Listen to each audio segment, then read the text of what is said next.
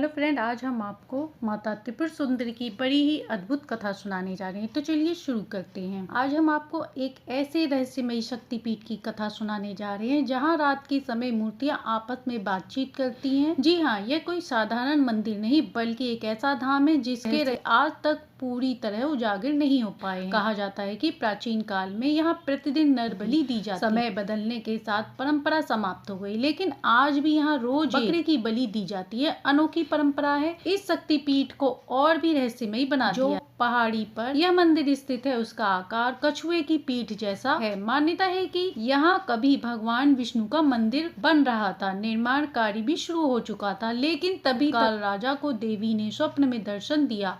सपने में देवी ने बताया कि यह स्थल पहले से ही शक्तिपीठ है, इसलिए यहाँ केवल उन्हीं का वास होना चाहिए। स्वप्न के आदेश के बाद राजा ने बांग्लादेश से लाकर काले पत्थर से निर्मित देवी की प्रतिमा को गर्भगृह में स्थापित कर दिया। तब से यह धाम अपनी दिव्यता और तंत्र साधना के लिए प्रसिद्ध हो गया। आज भी बड़ी संख्या में साधक और तांत्रिक यहाँ आते हैं। कहते हैं कि यह स्थान उनकी साधनाओं को पूर्ण करने की शक्ति देता है। रात के समय जब साधक तंत्र मंत्र का अभ्यास करते हैं तो वातावरण और भी अद्भुत रोमांचित हो जाता है। लेकिन इस मंदिर से जुड़ा एक सबसे बड़ा रहस्य, जहां माता ने दानवीर कर्ण को एक अद्वितीय वरदान दिया था जिसकी सच्चाई आज तक कोई नहीं जान पाया। और आज हम बात कर रहे हैं त्रिपुर सुंदरी शक्तिपीठ की, जिसे उत्तर पूर्व भारत का सबसे प्राचीन और रहस्यमयी शक्तिपीठों में से जाना जाता है। ये पवित्र धाम त्रिपुरा राज्य की राजधानी अगरतला से लगभग 55 किलोमीटर दूर उदयपुर नगर में स्थित है। त्रिपुरा राज्य का नाम स्वयं माँ त्रिपुर सुंदरी के नाम पर है।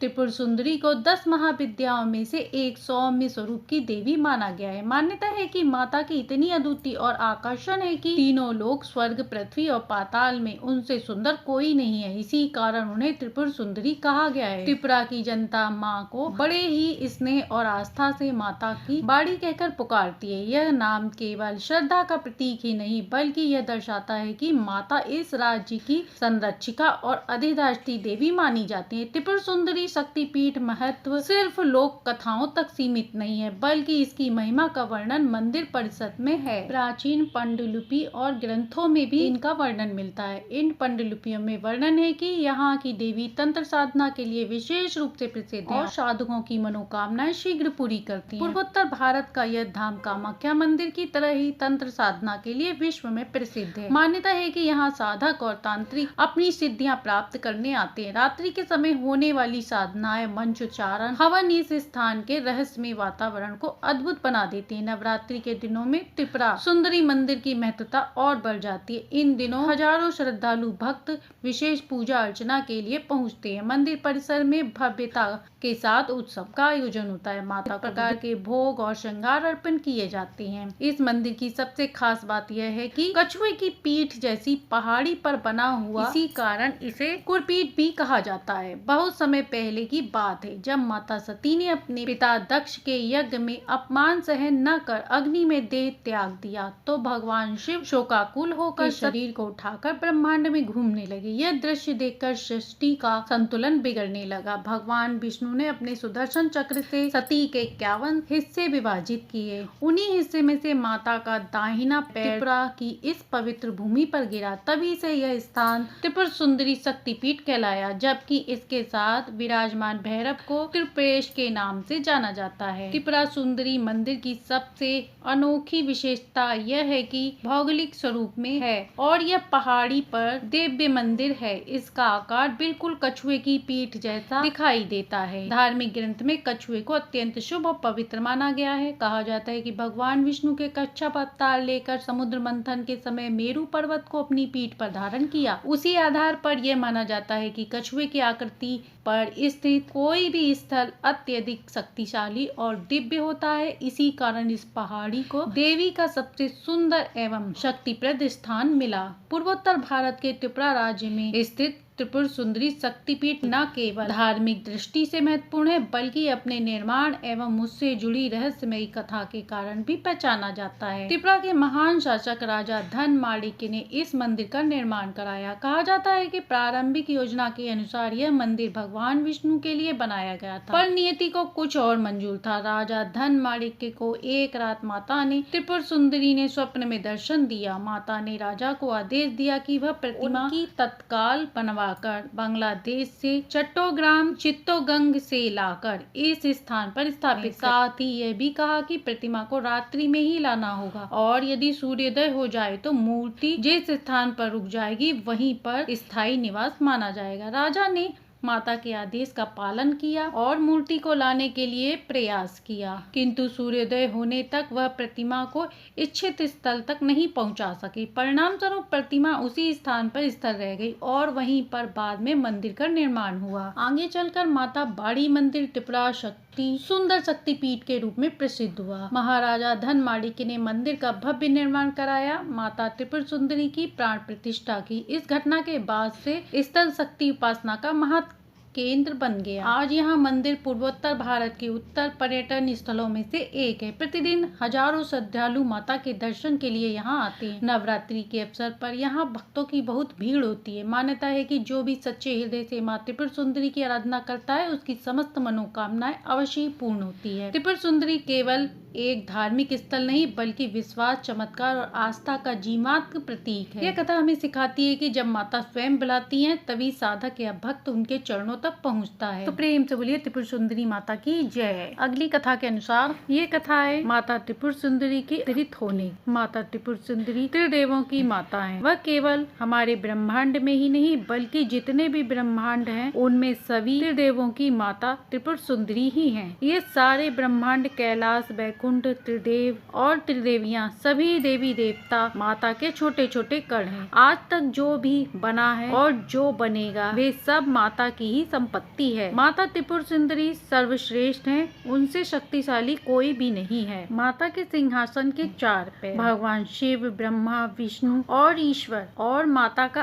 आसन है। सदा शिव इन सबके ऊपर है और इनसे सर्वश्रेष्ठ इन्हीं के ऊपर माता विराजमान होती। इस कथा में हम जानेंगे कि ऐसी क्या बड़ी दुविधा आई जिसके लिए माता त्रिपुर सुंदरी को अवतरित होना पड़ा। हम इस कथा में जानेंगे कि माता से विवाह करने योग्य कौन था। ब्रह्मा, विष्णु और शिव किसके माता से विवाह किए। इस कथा में हम माता की सर्वशक्तिशाली सेना की देवियों को अवतरित होते हुए उनकी कथा का श्रवण करेंगे। कामदेव के राख से जन्मे असुर ब्रह्मांड ने 60,000 ब्रह्मांडों पर अपना आधिपत्य जमा लिया था। हर ब्रह्मांड के देवता जैसे सूर्य, चंद्रमा, अग्नि, वायु सभी देवताओं को हराकर उससे उनकी शक्तियों को हरा लिया था। भंडासुर इतना शक्तिशाली असुर था कि उसने इंद्र जैसे देवताओं को 60,000 बार हरा दिया। किसी भी ब्रह्मांड के त्रिदेव भी उसे नहीं रोक पाए और वह भगवान बनना चाहता था। हमारे ब्रह्मांड के सभी देवी देवता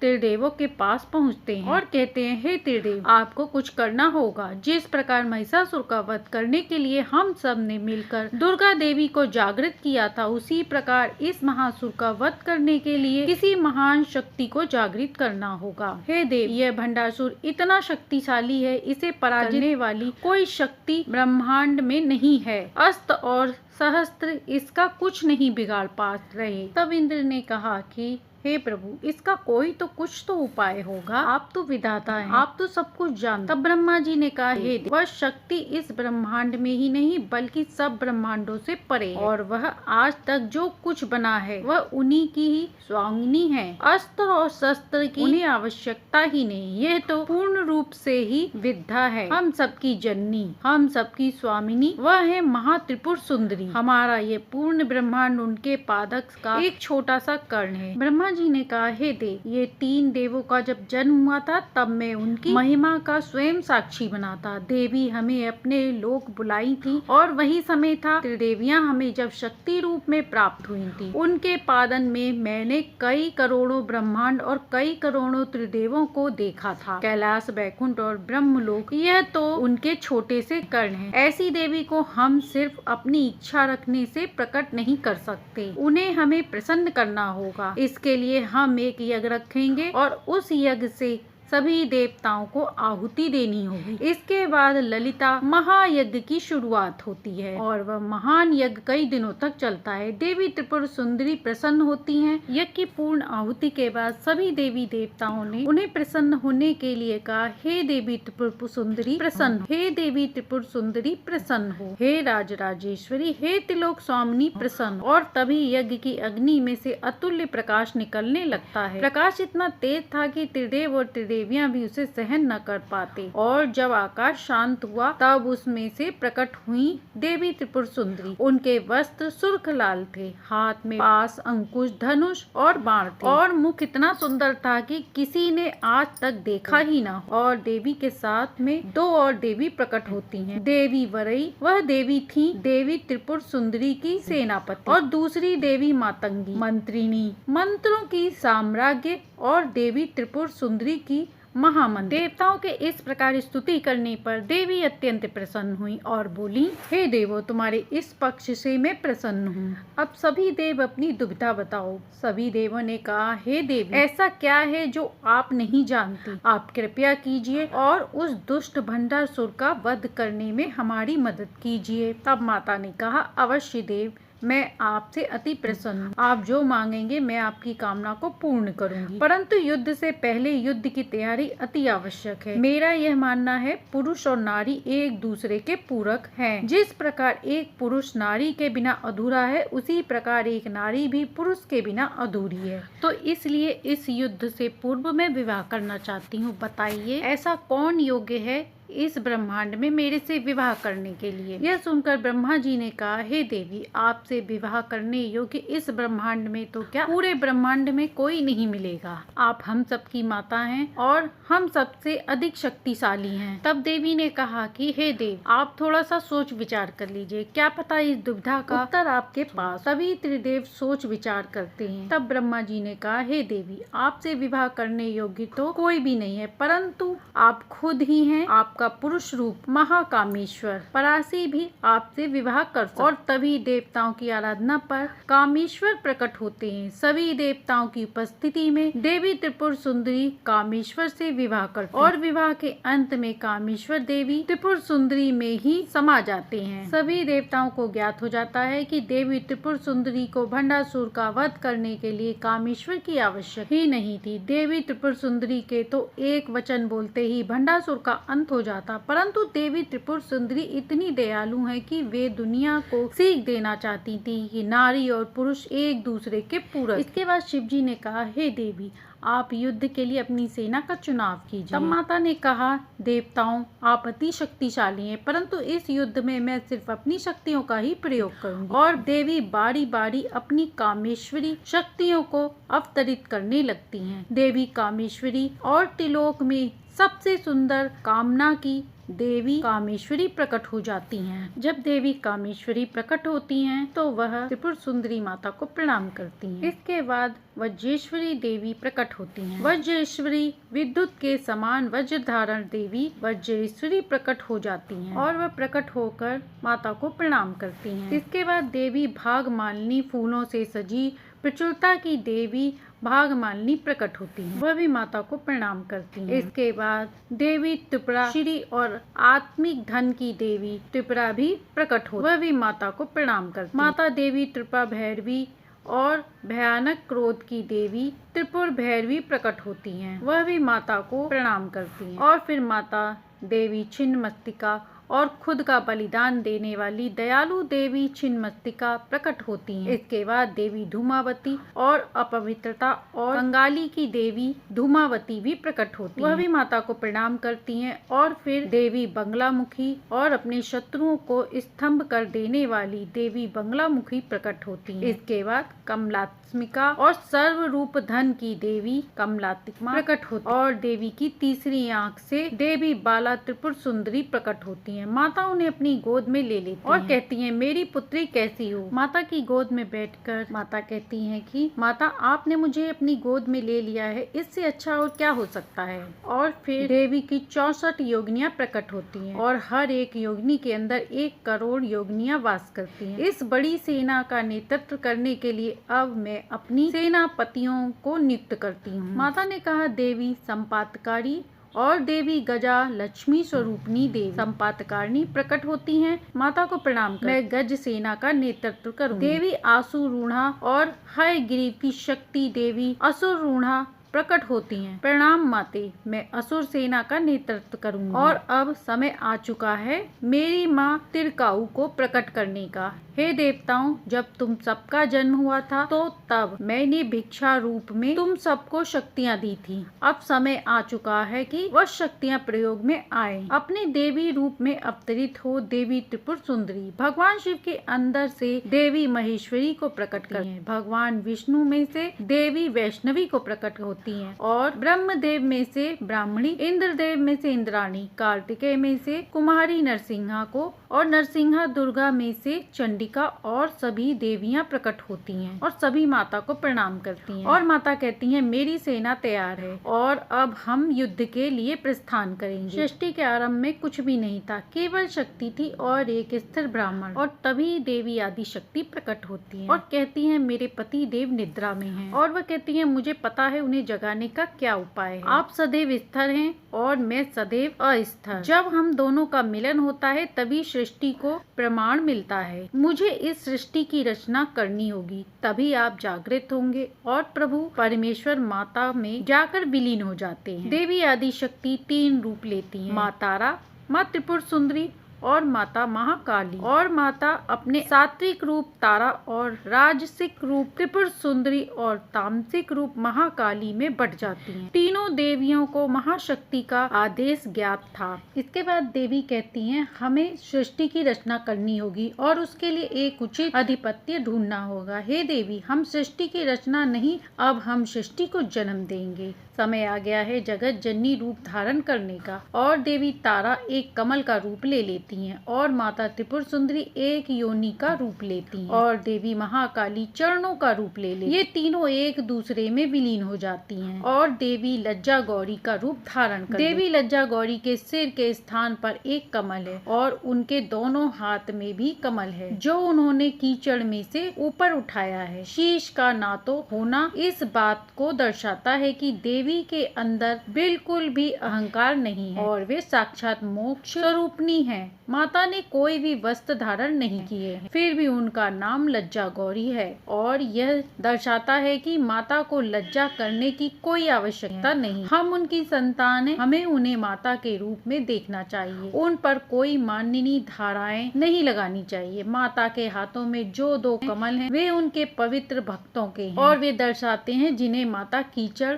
यानी पापी भूलोक में से मोक्ष की ओर ले जा रही हैं। लज्जा गौरी रूप में माता ने पूरे संसार को जन्म दिया और फिर माता की इच्छा से देवी भुवनेश्वरी प्रकट हुई। माता लज्जा गौरी अंतर्ध्यान हो जाती हैं और तभी से माता भुवनेश्वरी संसार की साम्राज्य बनकर इस ब्रह्मांड पर राज कर रही हैं। आदि पराशक्ति के भिन्न भिन्न रूप हैं, उनमें से एक रूप है त्रिपुर भैरवी देवी। त्रिपुर भैरवी महाशक्ति महाविद्या दोनों ही एक है। देवता अघोर हैं और देवी घोर है। मनुष्य की मृत्यु काल लाता है, परंतु परमात्मा की मृत्यु लाने वाली काल भैरवी है। देवी सबसे परे हैं, सभी देवता देवी के आगे नमन करते हैं। पौराणिक समय में जब नदियां मंत्र बोलती थी और तारे तपस्या के साक्षी थे, उस समय दीर्घा तपस नाम के एक ऋषि रहते थे। उनका तप इतना महान था कि हवाएं भी उनके सामने झुकती थी। एक बार ऋषि बैठे हुए थे और बैठे बैठे वह सोच रहे थे कि मैंने सूर्य के पीछे छिपा सूर्य देख लिया और अपने पीछे छिपा स्वयं देख लिया। कोई भी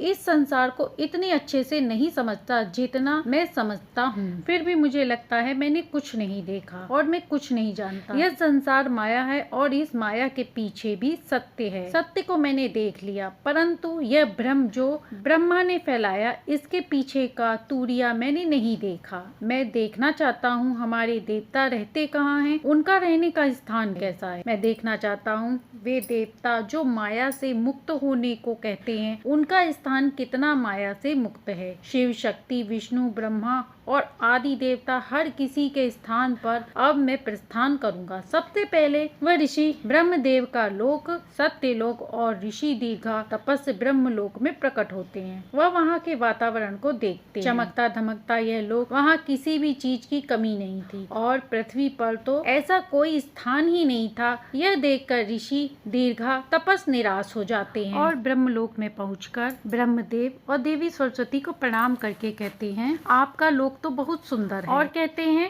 माया से परे ये लोक मुझे दिखाई नहीं देता। तभी माता सरस्वती कहती हैं, हे ऋषिवर, आपकी चिंता सही है। और देवी कहती हैं कि यह सत्य है, ये माया लोक तो देवी ने ही बनाया है। तब ऋषि ने कहा, हे देवी, हे देव, अब आप मुझे बताइए कि आदि देवी देवता और कहाँ रहते हैं, क्योंकि अब मैं वहाँ प्रस्थान करना चाहता हूँ। तब ब्रह्मा जी ने कहा कि हे ऋषिवर, श्री हरि से मिलने के लिए आप बैकुंठ में प्रस्थान कीजिए और श्री शिव से मिलने के लिए कैलाश पर्वत पर जाइए, परंतु शक्ति के बारे में मैं आपको नहीं बता सकता। तब ऋषि ने कहा, ऐसा क्यों देव? तब ऋषि ने कहा, ऐसा क्यों देव, देवी शक्ति रहती कहाँ है? तब ब्रह्मा जी ने कहा, जानता हूँ मैं विधाता हूँ, परंतु आज तक किसी भी पुस्तक में मुझे देवी शक्ति का स्थान पता नहीं चला। आप इसके बारे में श्री हरि से पूछिए। श्री हरि अपनी योग निद्रा में उसी स्थान के स्वप्न देखते हैं जहाँ देवी का तांडव होता है। ऋषि दीर्घा तपस बैकुंठ में प्रस्थान कर श्वेत द्वीप पर स्थित वह लोक महलों से भरा हुआ था। बड़े से बड़े महल और सुंदर सुंदर आकृतियां, वहाँ पर रहने वाले भक्तों को हर प्रकार की सुविधा थी। ऋषि वहाँ पहुंचकर श्री हरि और माता लक्ष्मी को प्रणाम करते हैं और कहते हैं, आपका यह लोक अति सुंदर है, परंतु जितना यह सुंदर है उतना ही यहाँ माया है। भगवान विष्णु ने कहा, हे ऋषिवर, आपके वचन सत्य हैं। यहाँ देवी लक्ष्मी रहती हैं, वहाँ पर माया तो होगी ही। अगर आप माया से मुक्त स्थान ढूंढ रहे हैं तो कैलाश पर्वत पर प्रस्थान कीजिए। महादेव माया से बहुत परे हैं। ऋषि ने कहा, हे देव, परंतु देवी शक्ति कहाँ रहती हैं? विष्णु जी ने कहा, ऋषिवर, देवी शक्ति मेरे स्वप्न में तो आती हैं, परंतु सृष्टि पर आज तक मैंने उन्हें कहीं नहीं देखा। आप महादेव से पूछिए, वे तो देवी के क्रोध और निर्मलता दोनों को अच्छे से जानते हैं। इसके बाद ऋषि दीर्घा तपस कैलाश पर प्रकट वहाँ पर न कोई महल था, न कोई सुख सुविधा। वहाँ पर पहुंचकर दीर्घा तपस को लगा कि यह बिल्कुल माया से मुक्त, परंतु उनका ध्यान माता पार्वती और भगवान शिव के परिवार पर जाता है। गणेश, कार्तिकेय और अशोक सुंदरी, उनकी प्यारी प्यारी संतानें, उनके बीच का प्रेम अति सुंदर था। परंतु दीर्घा तपस ऋषि सोचते हैं, माया केवल हीरे, सोना, चांदी, मोती ही नहीं, यह संबंध भी है तो माया ही है। हमारे ग्रंथों में हमें संतान मोह से दूर रहने को कहते, यह भी माया मुक्त नहीं है। इसके बाद ऋषि महादेव और माता पार्वती को प्रणाम और कहते हैं, महादेव, अगर मेरे वचन सत्य हैं तो मुझे माफ करिएगा, परंतु यह संबंध, यह भी तो माया का रूप ही है। हे ऋषिवर, आपके वचन सत्य हैं। शिव जी ने, परंतु एक पिता के लिए उसकी संतान से ज्यादा कुछ नहीं होता। मैंने और गौरी ने जो यह परिवार बनाया है, भले ही यह माया हो, परंतु मैं इससे दूर रहना कभी नहीं चाहूंगा। और मेरी अर्धांगिनी गौरी ही है जो महामाया है और इसने ही मुझे माया का महत्व समझाया है। हे देव, माया से मुक्त लोक की तलाश मेरी चलती रहेगी। अब आप कृपया करके मुझे बताइए, देवी शक्ति कहाँ रहती है? देवी शक्ति वो तीनों लोकों में वास करती हैं, परंतु वे त्रिपुरा से परे हैं। उनका स्थान निश्चित नहीं है, वे कभी इधर कभी उधर रहती हैं। आप भव सागर के पास चले जाइए, परंतु देवी का पार नहीं पाओगे। तब ऋषि ने कहा, हे देव, ऐसी दिव्य शक्ति कैसी जो मिले ही नहीं? वह शक्ति नहीं, वह तो भ्रम है। तब शिव जी ने कहा, हे ऋषिवर, आप मणिद्वीप पर प्रस्थान कीजिए, वही है देवियों का लोक। दीर्घा तपस ऋषि मणिद्वीप पर प्रकट होते हैं। वहाँ पर पहुँचते ही शक्ति के भिन्न भिन्न रूप हर जगह थे। चिंतामणि ग्रह पर पहुँचते ही उन्हें वहाँ देवी महामाया दिखाई देती हैं। वह उन्हें देखकर कहते हैं, हे देवी, कोटि कोटि प्रणाम। माया मुक्त लोक ढूंढता ढूंढता मैं यहाँ पर पहुँचा हूँ, परंतु मुझे तो यहाँ स्वयं महामाया मिल गई। हे देवी, यह तो अति निराश करने वाली घटना है। तब देवी ने कहा, हे ऋषिवर, आप निराश मत होइए, क्योंकि आपको जिनकी तलाश है वह अभी आपको नहीं मिली है। आपको माया से मुक्ति की तलाश है, परंतु वह देवी अब तक आपकी दृष्टि के समक्ष नहीं आई। आप अपनी तलाश जारी रखिए। ऋषि दीर्घा तपस एक लोक से दूसरे लोक जाते हैं। हर लोक के ऊपर गोलोक पर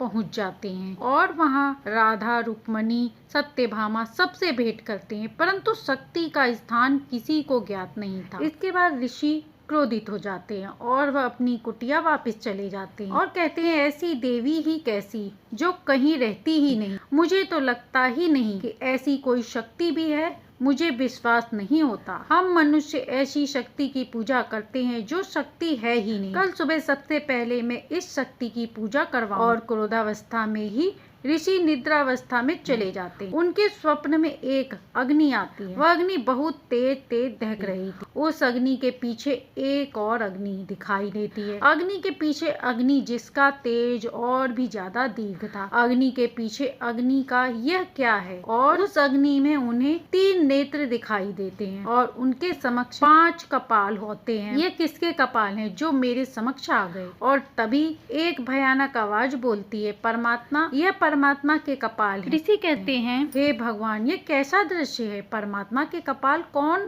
हो तुम? मुझे ऐसे दृश्य दिखा रही हो। हमारे परमात्मा को मृत्यु दिखा रही हो। तभी आवाज आती है, क्यों? तुम्हें माया से मुक्ति नहीं चाहिए थी? यही है माया से मुक्ति।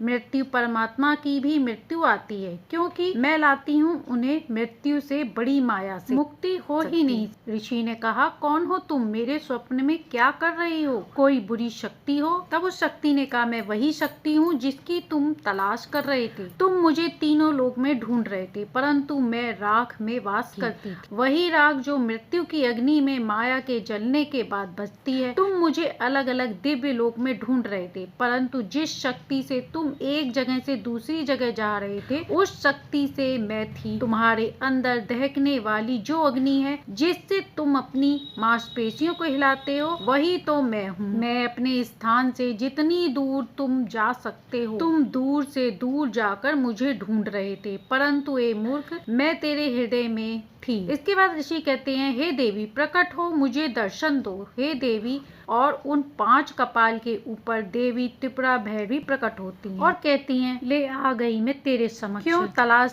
थी मेरी? ऋषि ने कहा, हे देवी, मुझे माया से मुक्ति की तलाश थी, परंतु मुझे तो उससे भी ज्यादा परे कुछ मिल गया। तब माता ने कहा, मैं हूँ त्रिपुर भैरवी। भैरवी के अंदर 3 हिस्से हैं, भ, र और री। भ यानी भर, नाम यानी जिसने सृष्टि को बनाया। रा यानी राम नाम, जो सृष्टि का चालन पालन करते हैं। वाह यानी वाव, नाम जो सृष्टि का अंत करता है। और ये तीनों और कोई नहीं, मैं ही हूँ। तेरे अंदर की कुंडली नहीं, शक्ति में मैं ही हूँ। ओम के अंत में आने वाली दूरियां मैं ही हूँ। परमात्मा की मृत्यु के बाद जो बच रहा है वो मैं ही हूँ। परा, माध्यमा और बैखारी चारों वाक के अंदर मैं ही वास करती हूँ। मोक्ष देने वाली शक्ति मोक्षदायिनी भी मैं ही हूँ। ओम के पीछे का जो सत्य है वो भी मैं ही हूँ। इतना कहने के बाद माता लज्जा गौरी वहाँ से अंतर ध्यान हो गई। तो ये थी नवरात्रि में सुनी जाने वाली त्रिपुर सुंदरी माता की अद्भुत कथा। जो भी नवरात्रियों में इन पावन कथाओं का श्रवण करता है, उसकी समस्त कामनाएं पूर्ण होती है। यदि हमारी कथा कहानी पसंद आई हो तो लाइक, सब्सक्राइब करें।